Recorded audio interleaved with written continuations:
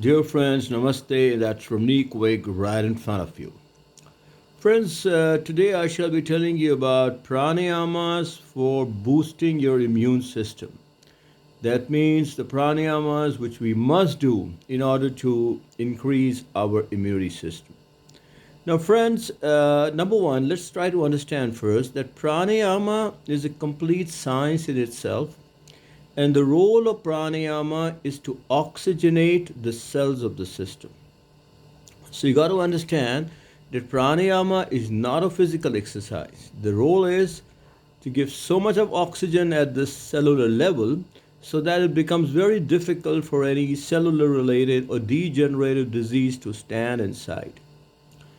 Now, friends, I will not say that pranayama is a substitute for allopathy. You must do your allopathy.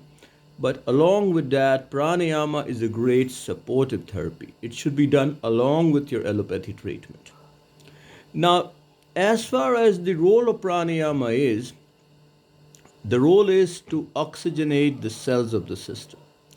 Now, it really doesn't make a difference how you're seated, what time of the day you're doing, morning or evening. It doesn't make a difference is your chin parallel to the ground or not. It doesn't make a difference you're sitting in an asana like a sukhasana, cross leg position, padmasana, or whatever, or you just seated like that on your couch or your bed. So it really doesn't make a difference how you seated. That means even the elderly, even the sick, even the disabled can do pranayama. So pranayama doesn't require you to be seated in a particular posture. Again, it doesn't make a difference your back is straight or not. Many times I see people are more cautious of the very fact that how they're seated, whether they're doing it indoors or outdoors, whether their back is straight or not. Now, these things really do not make any difference. You got to understand that the role of pranayama is to oxygenate the cells of the system. It is very effective in many ailments like cancer, diabetes, cardiovascular diseases, hypertension, blood pressure, and several other diseases. But we need to understand that pranayama has to be done correctly. Because if you're not doing it correctly, you're going to get no benefits out of that. So, friends, remember that pranayama is a complete science in itself, and the role of pranayama is to oxygenate the cells, and it's very important for doing it correctly.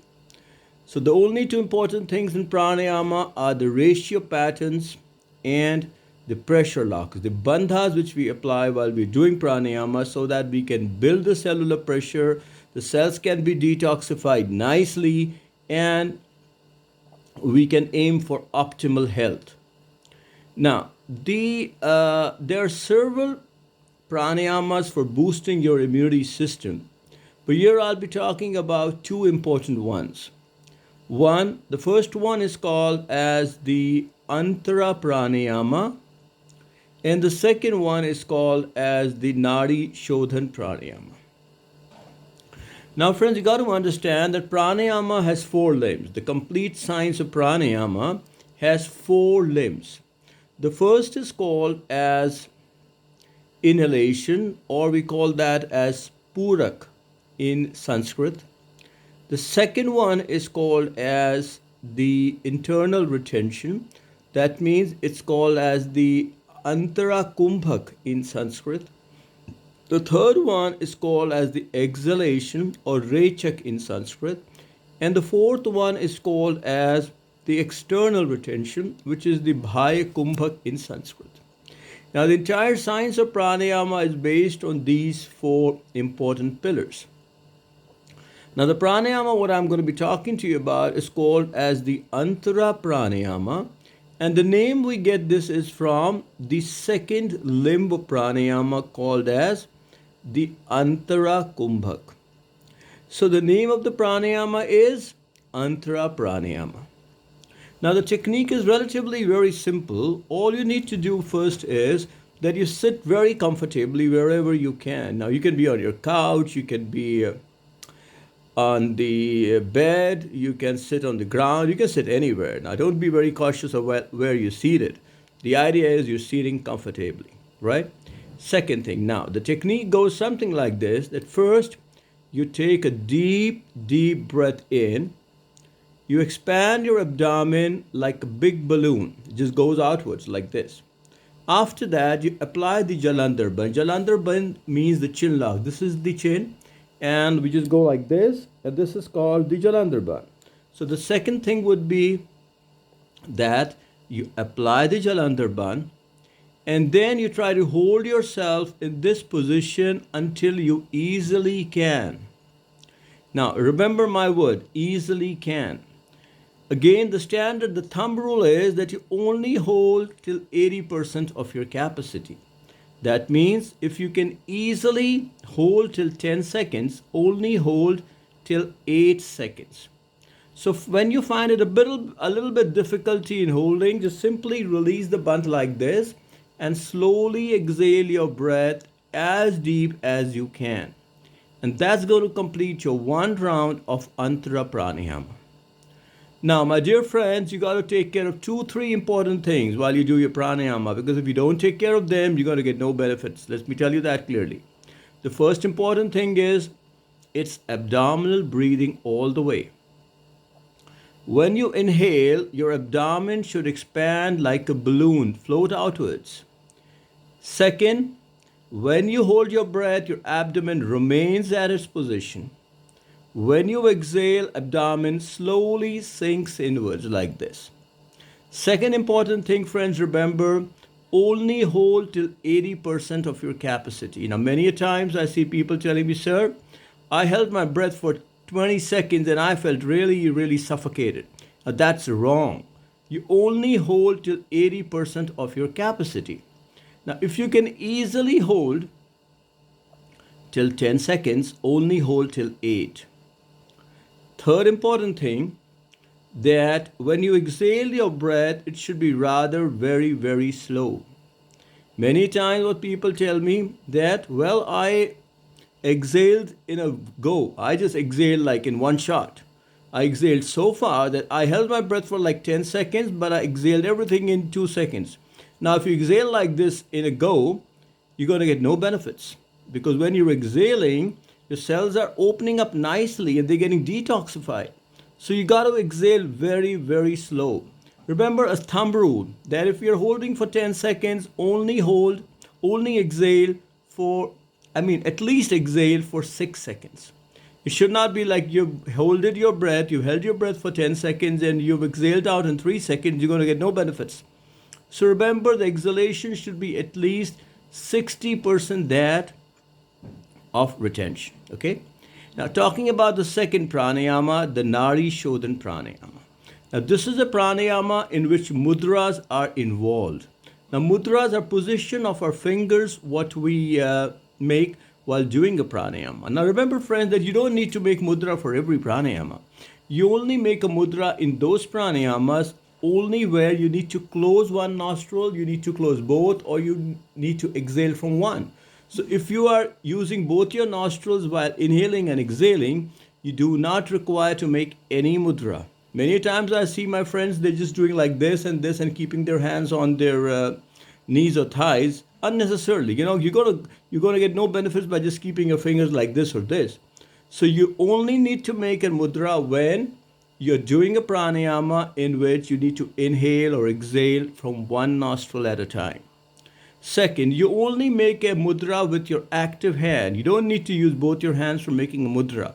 You only need to use your active hand to make a mudra. Now, the technique for the Nari Shodhan Pranayama goes something like this. That first you make an Apan mudra like this with your active hand. Now, I'm a left-handed person. That's why I made it with my left. If you're right-handed, make it with your right. The starting position would be you close your right nostril and exhale out all from left. Completely empty the abdomen right here. Now, I am closing with the 2 fingers because I'm a left-handed. If you're right-handed, close your right nostril with your thumb. The first step would be inhale from left to the count of 4. Second, close your both nostrils like this. Apply the Jalandhar Bandh. Hold 16.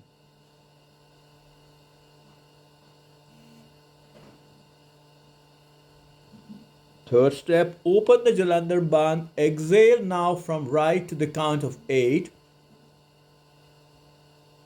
Fourth, inhale right itself to the count of 4. Fifth, again close both like this. Apply the Jalandhar Bandh. Hold 16.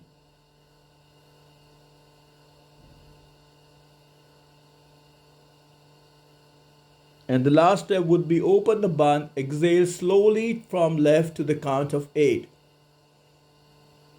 So that's going to complete your one round of Nari, Shodhan, Pranayama. So friends, you got to remember 2-3 important things now. First, that when you do the Nari, Shodhan, Pranayama, remember to first get into the starting position. Don't start from anywhere. Close the right nostril, exhale out all from left, empty the abdomen right there, and that's going to be your starting position. Second, remember never to get mixed up. Many a time, people tell me, sir, I just forgot from where did I inhale, where did I exhale. I'm getting all clustered. Now, it's very simple. Don't clutter your brain. Very simple. You got to always inhale from the same nostril through which you have exhaled. So that would make it very simple. If you've exhaled from right, inhale from right. If you've exhaled from left, inhale from left, okay? And the third thing, remember to follow the ratio patterns. If you do not follow the ratio patterns, you're going to get no benefits out of that. So friends, here in this video, I spoke to you about 2 important pranayamas for boosting your immunity system. Friends, remember another very important thing, that do take care of the safety precautions before doing any pranayama. Many a time people do pranayamas without knowing the safety precautions. So you must be aware that which people can do pranayamas, which people cannot do. What are the safety precautions for heart problems? What are the safety precautions for asthma? What are the safety precautions for pregnant ladies? What are the safety precautions for hypertension? So first read the safety precautions only, then do any pranayama. Okay friends, let me tell you one thing more. I have over 1800 videos on YouTube, and my YouTube channel address is youtube.com/Ramneek Wig. So if you want, you can check me out over there. You can also directly call me or WhatsApp to me. My personal cell and WhatsApp number is 9910178140. And my website is ramneekwig.com. And let me tell you one thing more. I myself suffered from cancer 3 times. Pranayama and food therapy, they really helped me to get out of cancer. I've written 15 books, and most of them are on pranayama and food therapy. So, okay, friend, do take care of yourself and have a nice day ahead.